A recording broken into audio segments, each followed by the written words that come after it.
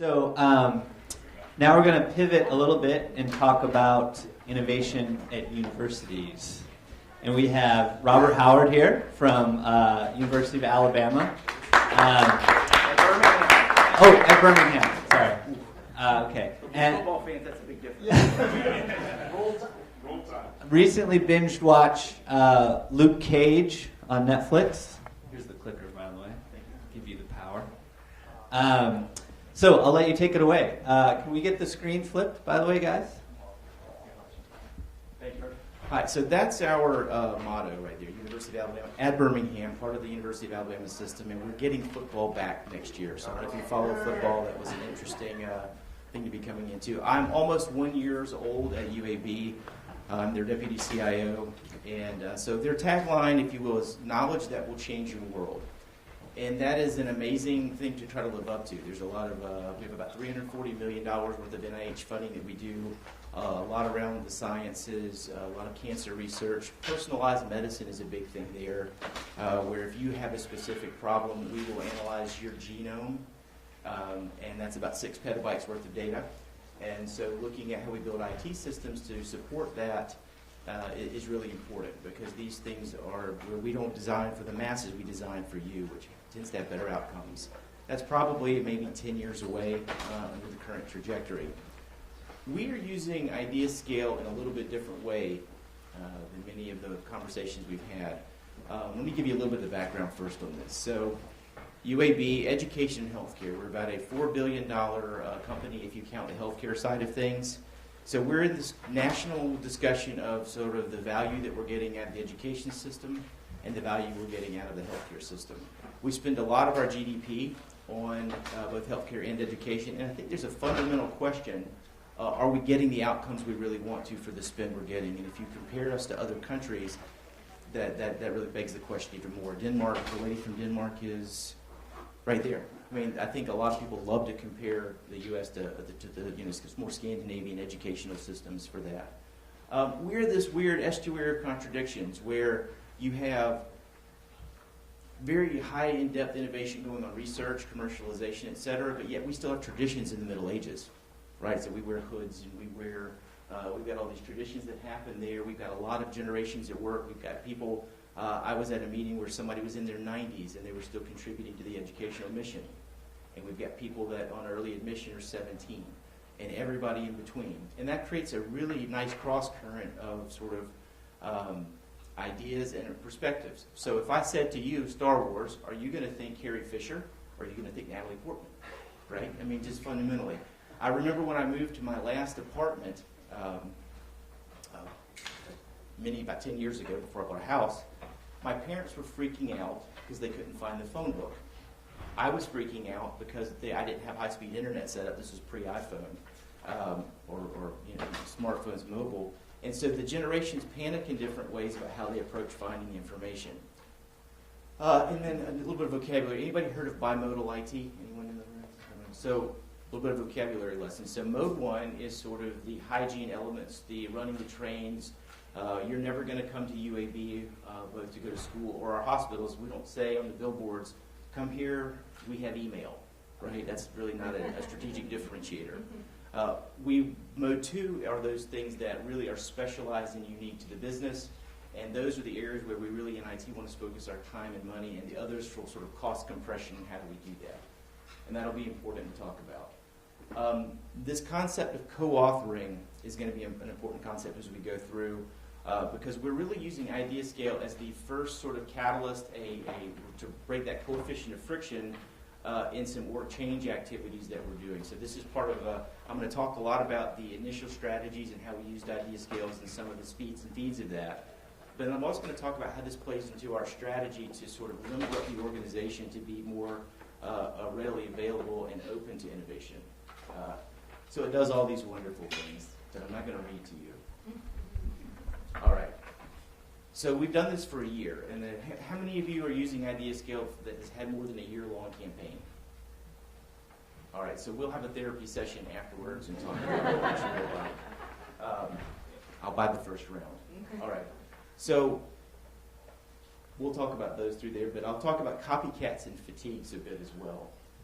how we arrived here, my boss, the VP and CIO at the University of Alabama, Kurt Carver, he interviewed for this job and was in the final stages of discussing getting this job. And we were having a conversation because he and I knew each other, and I said, there's this product that you should look at called IdeaScale that I had used when I was at Miami University in Ohio. And he liked it, pitched it to the president, so we actually purchased the product, or he purchased the product, and that was sort of his kickoff to his first time in office. Now, there's that. So wait a minute. So let me talk about this interim leadership bit here. So for 6 years prior to his arrival, there had been a series of interim leaderships. Now, how many of you have ever had a cast or some sort of joint immobilized for a while? All right, that's not as many people as I hoped. How many of you can imagine? All right, thank you. But if you have had a cast, you formulate these things, and they always plan to go better on the initial episode. Humor me. All right, so if you've ever had a cast or a joint immobilized for a while, after you get the cast off, tell me about it. Anybody? Atrophy. And it hurts to move it. It's locked. Muscles have atrophied, your joint is stiff and slow, and it's just kind of a pain. And so really and truly, what you'd rather do is just sort of favor it and say, I don't really need to use my arm anymore. I'll just kind of let it go for a bit. So that's really what that 6 years of leadership had been, sort of a career cast for many wonderful people that as they were going through this process of coming in and saying, we don't really need to know what people think because we're doing well enough. After all, we have jobs and we work for the state, so that's kind of like forever, right? I'll see you in 30 years. So what happened is there was a lot of frustration built up and a lot of just, I would say, apathy on campus where people said, we just sort of assume that it's bad and we have no recourse to that. Well, this IdeaScale really kicked up and invigorated the campus. So they said, okay, now we've got somebody that might listen. There's a little small hope there. And then they poured in the ideas. So within the first month, 61 ideas came to fruition, some comments on that. And then the IT staff said, well, crap. We know about this now. What do we do?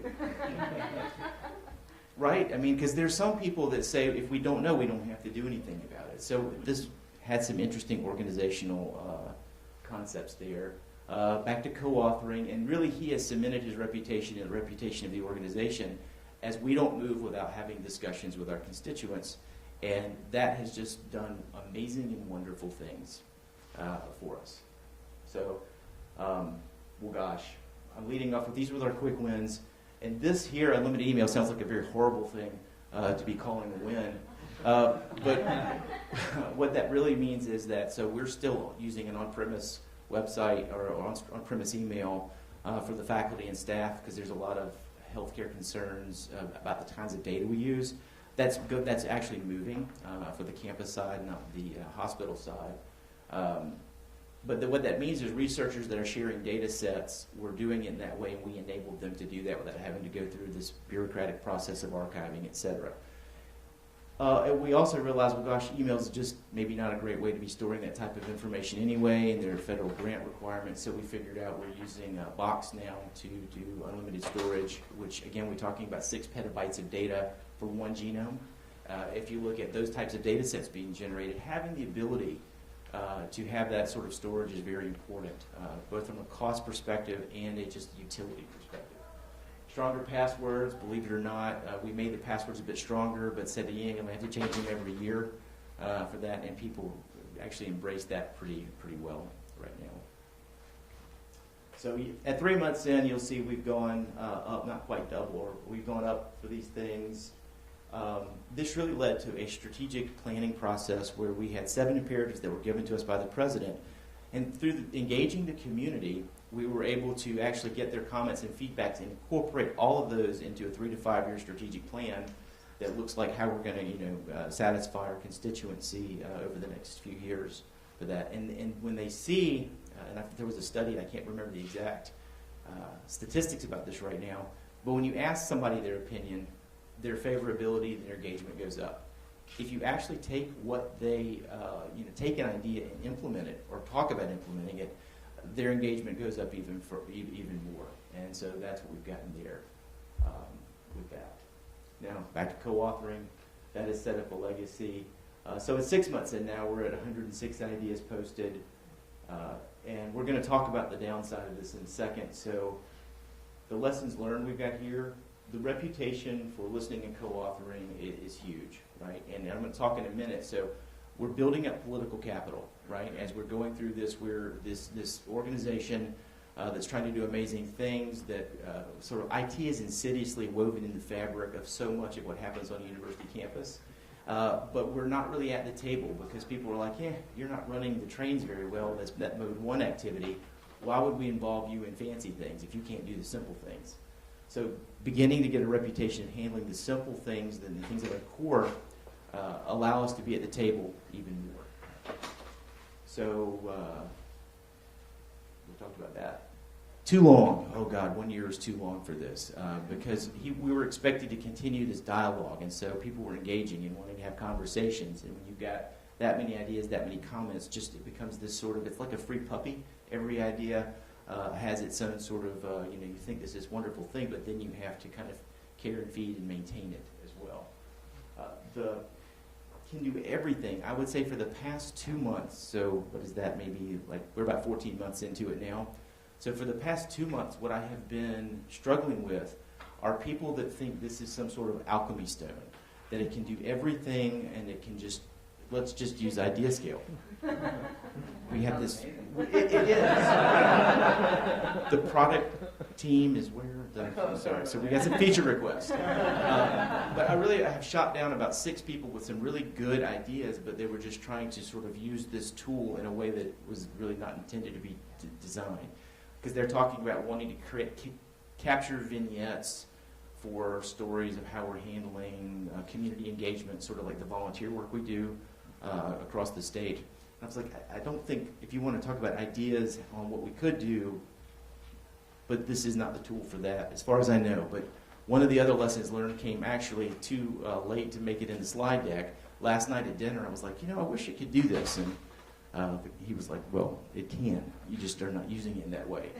So like every other piece of software that, features get added and there are capabilities and, you implement for this 1 or 2 feature sets, continuing, and I think CoStar was one of the ones that we were talking about, making sure you stay familiar with the capabilities and that you don't wind up using 5% of what you could be using it for. Would be an important lesson learned. Here, Star Wars reference, that's any geeks in the room, that's a Master Yoda, a little riff on that, right? 1 year leads to anger, anger leads to hate, hate leads to suffering. So the suffering came about of all the people that had to keep maintaining these comments over and over. And again, as we began to move from very strategic into, I was having dinner last night with another gentleman, he said it became the equivalent of like, we should just put clean and dirty on all the dishwashers so that we can do that. So that's probably not as useful. What this did generate, though, is this sort of a cultural awakening on the campus where the faculty senate began using this to get ideas from other faculty members. So this has happened there. Staff council using that. Our anniversary we were founded in 1969, so we're approaching our 50th anniversary, and so it's being used for ideas on how should we appropriately mark and celebrate that occasion. Okay.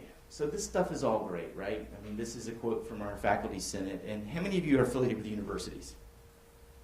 Okay. So, and I'm an adjunct faculty member, so maybe I can say this and it'll be okay. If not, I don't know where this is going to get here, but I might get fired for this. Who knows? Sometimes faculty groups can be a bit cantankerous, and sometimes...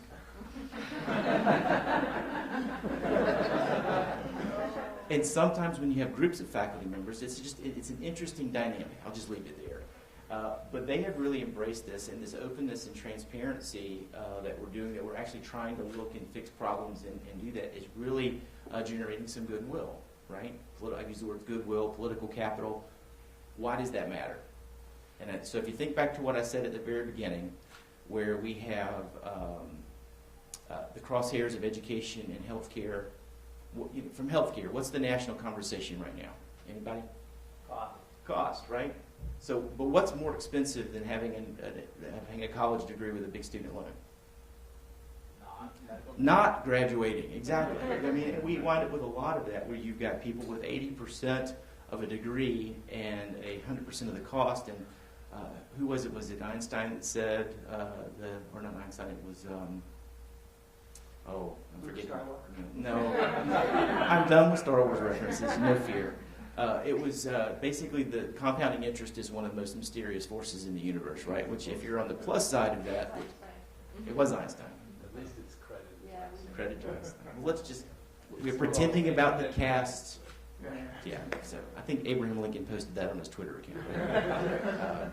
So anyway, if you're in that spot, you can be at a place where you're not really qualified for a degree, and you've got this overwhelming burden of a student loan.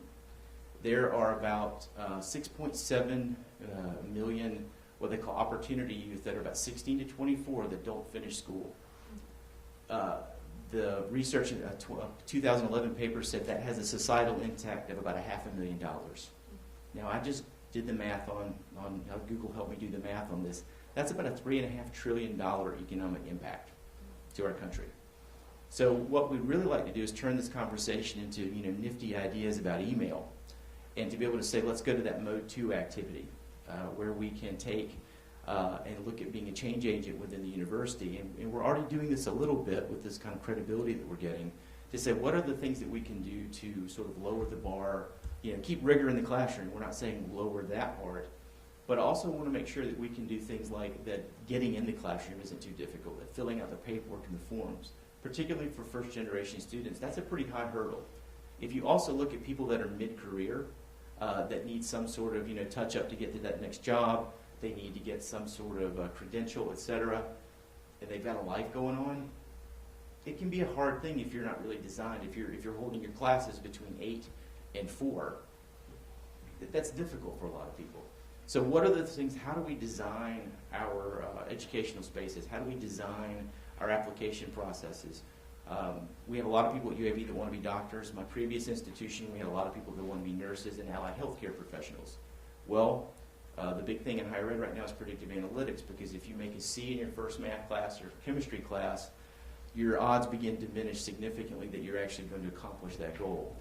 We need to be able to have very intrusive and in-depth conversations with students to say, you either need to pick a new path or buckle down. And so we're not dream killers, but we need to begin, well, they're predictive, yeah. But I mean, at the end of the day, what you don't want to do is have somebody that says, well, I've put all my eggs in becoming a nurse or a doctor, but I've not been accepted to the school. My life is over, what do I do? So we need to become more intentional and use the data. Now again, that's not really about what this is. This is not going to do that. But this tool allows our organization to gain credibility. And it allows us to begin to develop a sense of curiosity as we begin to solve these sort of what I call basic problems. Our curiosity will increase, and our credibility increases to where we get invited to more things. And so this is really limbering up the organization to be able to affect and do an impact in a much more meaningful way than you might think. So that's why this is important to us. We're also doing things, so this is one of our arsenals in our toolkit. We're also doing things like looking at how do we specifically design the workspaces. There are studies that say that your insight and creativity goes up if you have nature around you, which is why if you can get direct, that's wonderful. But even pictures of nature scenes will have a similar effect to actually doing that in nature. We're also looking at basically designing the workday, and we're very early on the path of this. But so when you do problem solving, in your brain you wind up, if you're doing more data gathering and focused problem solving, in your brain there's a sort of high alpha, high beta activity occurring. First of all, any neuroscientist in the room? Oh good, this I can just say whatever. I did check this, and I actually gave this in front of a panel of doctors, and about 2/3 of them were in the neurosciences, so I was sweating a lot during this part. But anyway, but then what happens is if you get away and you think about it, you get diffuse thinking, which is low alpha and low beta activity. And you really need kind of both of those things to occur for insight to occur.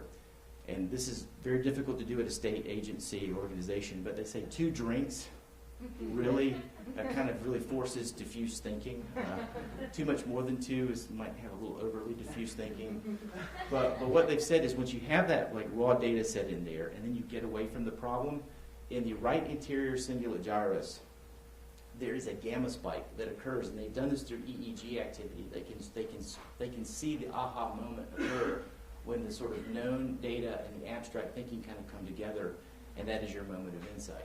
So we're looking at how do we make sure we get people walking, taking breaks through the day, how do we insert pictures of nature with that, and so we're really trying to hack the workspace as much as leveraging wonderful tools like IdeaScale. So here we are right now today, 119 ideas, and we are desperately trying to sort of stick a stake in this campaign so we can be done with it. It just won't go away. Anyway, so again, we've talked about that, hack the workspace, demystify innovation. I got ahead of myself with the slides, forgive me. And so if you go back to that knowledge that will change your world, what we're trying to do is, as part of that, and you guys talked about the entrepreneurship component of that, what things can we do that can help change the business that wants to change the world? And that's who I am. You have questions. I think I got us back on schedule, right? I was going to go straight to questions. Okay. All right.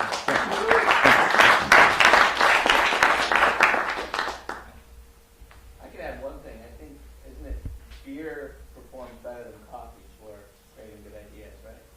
So it depends on which phase. I mean, so if you're looking at the intentional study side, if you need to be focused, beer won't do it. I've conducted many trials and experiments of this. But yeah, exactly. Yeah, combining two. Yeah. So the coffee helps you focus, the beer, etc. diffuse. Yes. Beer creativity. Beer's creativity. Lots of beers. Staggering home. Yeah. Call your Uber. Let me get him and then. It looked like you had a lot of ideas come out of the gate early, and then sort of tapered off a bit. Was that? Can you account for what happened? Was there early enthusiasm? Oh yes. I mean, so if you've been sitting on 6 years of frustration. There was an early initial push to that, and then they realized that sort of this wasn't a letter to Santa. So I think that was another component of this. Where one of the strategies we use, so we have a decentralized IT group where we're the central IT group, and then there's the schools and colleges many times have their own sort of other IT groups that are happening. And so it's wonderful to submit ideas. And one of our stage gates for this was we said, that's great. Do you want to be a part of the solution? And that tended to, when people had to put skin in the game, that sort of changed their perception of how really big of a problem this was or not. But then I think both the number and just quite frankly the quality of ideas sort of tapered off over time with that. But what you did see was that there was a lot of discussion developing around that. Did some stick it out all through, or bring in accomplices? How far is this being aired? I don't want to. So I think really, there was a lot of accomplice activities, and there was a lot of people sticking it through. But just unfortunately, we're in a situation like many other people where we had fairly unlimited demand and a very finite supply. So a lot of that now, our next phase is begin to look into governance to figure out how do we do an intake process, and then how do we create that right strategy for things that move forward or not. And CoStar here will help us with some of that. Over here. I was wondering if you've considered opening up maybe another community of students, and also like best assisted maybe to, the dozens, hundreds of partners that I'm sure the university interacts with daily. Oh, absolutely. So we're looking at, the question was students. Do we open up to students? And this was actually opened up to students. So it was the campus community. So it was a broad study with that. But I think right now we're trying to winnow out and figure out what the next 3 to 5 years looks for us. The other one, as so many of us are, we're trying to figure out the innovation ecosystem of our community, not just within the campus. And you can imagine at a college we develop a lot of intellectual property that's ripe for commercialization.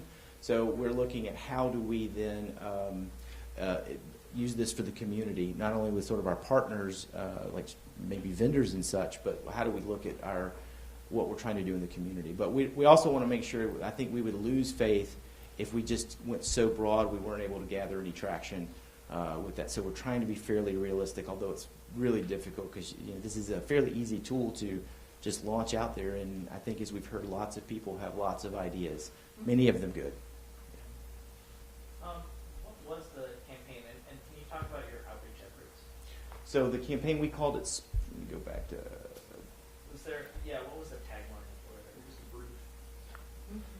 Well, here, where was it? Yeah, Yeah, Spark. We called it the Spark campaign. So share. Were there specific topics that you were looking for? This was just, so again, circling around IT, like what, you know, Got it. because as of the VP for IT had just come on board. We wound up with a lot of things that were not germane to IT that we were able to sort of pass off to the right people, which then actually gave launched some of the faculty campaigns, the staff campaigns for that. Can you talk about your outreach to bring in those 2,500 users? The outreach really was, we had a lot of town halls where we would talk about this. We would send emails. My guess is, like most people delete those fairly quickly. So I think it was a lot of interpersonal. We got the right few people on that, and then it kind of went viral, if you will. People telling people, and I think in academic environments, and I think all large groups have this, where you've got 2 or 3 influencers that they talk to their network, and it spreads like that.